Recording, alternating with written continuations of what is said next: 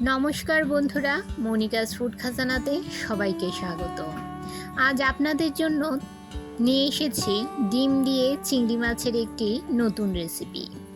চিংড়ি মাছের অনেক রকম রেসিপি আপনারা খেয়েছেন, একবার এইভাবে চিংড়ি মাছ তৈরি করে খেয়ে দেখুন, একবার খেলে বারবার খেতে চাইবেন। চিংড়ি মাছের এই রকম একটা রেসিপি থাকলে গরম ভাতের সঙ্গে আর কিছুই লাগে না, নিমিষেই এক থালা ভাত শেষ করে নেওয়া যায়। ভিডিওটি স্কিপ না করে শেষ পর্যন্ত দেখুন, আশা করছি আজকের রেসিপি সবার খুব ভালো লাগবে।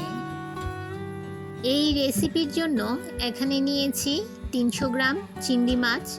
আমি মিডিয়াম সাইজের চিংড়ি মাছ নিয়েছি, আপনারা ছোট বড় যে কোনো সাইজের চিংড়ি মাছ দিয়ে রেসিপিটা তৈরি করতে পারেন। চিংড়ি মাছগুলোকে কেটে ধুয়ে ভালো করে পরিষ্কার করে নিয়ে এতে দিয়ে দিলাম সামান্য নুন, সামান্য হলুদ গুঁড়ো, সামান্য লাল লঙ্কার গুঁড়ো, সামান্য জিরে গুঁড়ো, সামান্য ধনে গুঁড়ো, হাফ চামচ আদা রসুনের পেস্ট, একটা ডিম দিয়ে দিলাম, আর লাগবে 1 টেবিল চামচ বেসন। সব কিছু দিয়ে খুব ভালো করে মেখে নিয়ে চিংড়ি মাছগুলো ম্যারিনেট করে নেব।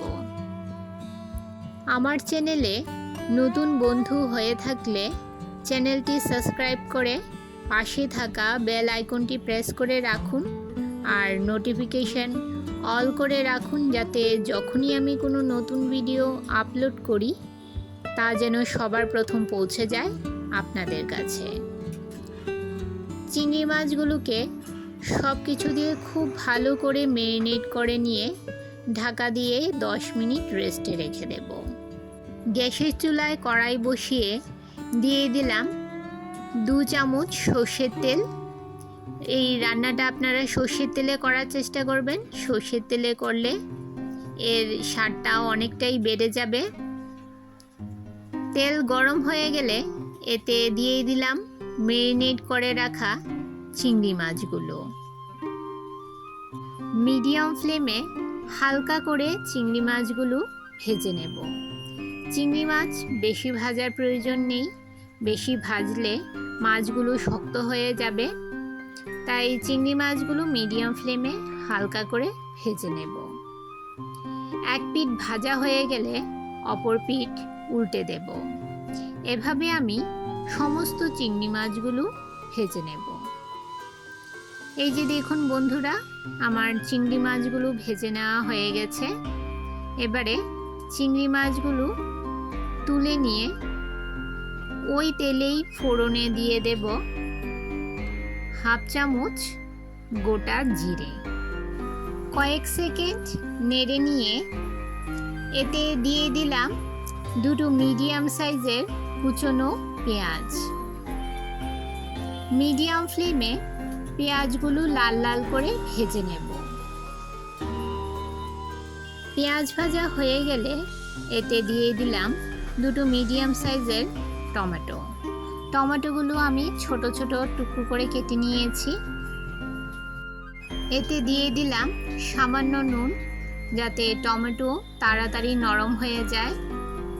নেড়ে চেড়ে মিশিয়ে নিয়ে এতে দিয়ে দিলাম হাফ চামচ রসুন পেস্ট ও হাফ চামচ আদা পেস্ট।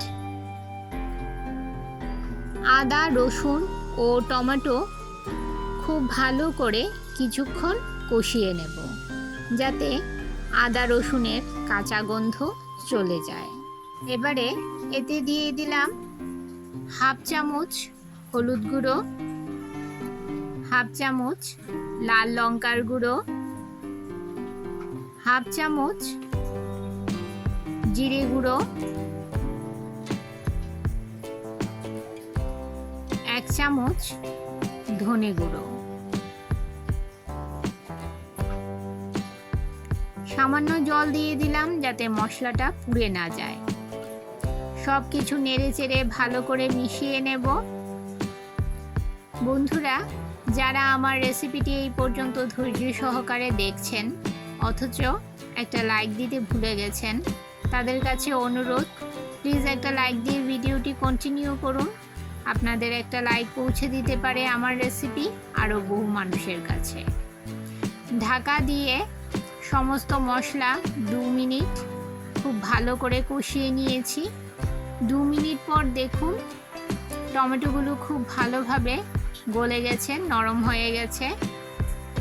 এবারে এতে দিয়ে দেব 1 কাপ পরিমাণ নর্মাল টেম্পারেচারে রাখা গরুর দুধ।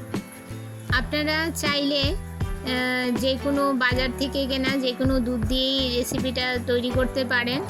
আবার কেউ যদি মনে করেন যে দুধ ছাড়া এই রেসিপিটা তৈরি করবেন, তাহলে শুধু জল দিয়েও আপনারা এই রান্নাটা তৈরি করতে পারেন।